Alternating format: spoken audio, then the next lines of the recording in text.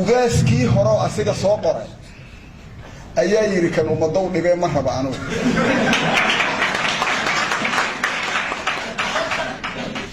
madaxweynahan hadda waxa wuxuu yiri war aniga waa lay doortay asiga xataa dhibaatay ku ahayd markii la doortay culaabuu nafiday kuma tashaneen lacag laga keenay qadar oo 5 milyan ayaa la yiri dadka yaa ugu lacag badan waxa ugu lacag badan 5 milyan oo badan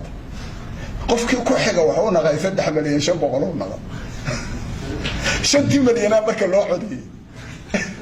5 milyan hadii loo codeeyay baroobay ka dayayeen ma maleeyay waa ka kor dhacda waxa soo dhan waxa keenaya waxa waaye meesha aad idinka waxa la doortay dadkii oo xoohay dadka ugu liitaa la doortay hadda meel yaraan idinka tusa xildhibaanka 3 shaaya laga rabaa matalaada laga rabaa gabadhan wax matalay weeyda fiiri gabadhan wax matalay weeyda waxa xildhibaankii matalayo oo qoobta inta yimaada dhagaxa ku dhifanahay xoohay intaangiga wariya inta kaarkiisa dhiibtay wariya meeshan anay hooyaday diganta bax aniga ma adiga idili karta xildhibaankii weeyda wixii matali laayo sharaftay reer karaamadeeda ilaali lahay ay weeyda matalaad male marka baarlamaanka matalaada laga rabo number 2 maxaa hadana jira la xisaabta wax la yiraahdo isla xisaabta madaxweynaha inta baarlamaanka u tiraayay sharciga iga horreeyay aniga gacmo iga xiri ma waska sabcaay iyagana doorteeda iyaga door oo kugu dilay midda saddexaysa waxay tahay shuruuc inuu dejiyo baarlamaanka ninka xildhibaanka waxa laga rabaa shuruuc dalka wadana wixii qaldana inuu ka saxo wixii fiicanna inuu u ansixiyo dalka saddexdii may baarlamaanka ay sameeyeen hadda waxa la rabaa odayaasha waa ka dadoogan doo xildhibaan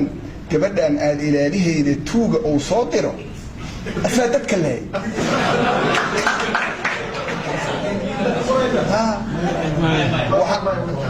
ما example سوف فهم ميزي وحال الربا إنه برلبان لصوح وله برلبان كاس إنه نقضوا وح روح لفير النفط 6 حوال من لواما ليرا من العمارة ليرا من مطمئنة ليرا مر عليه خلط كبيري مرنا أدقاء كأتكاه وخلط كيتك إليه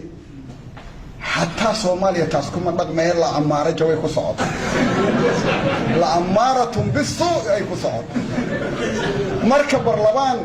أو توجا أو دورايا مدحويني أن أقل من أمتين وصمت بحي يندل كان لكين هدين الله رب الشرف يا كرام هذا ما تنتي والسلام عليكم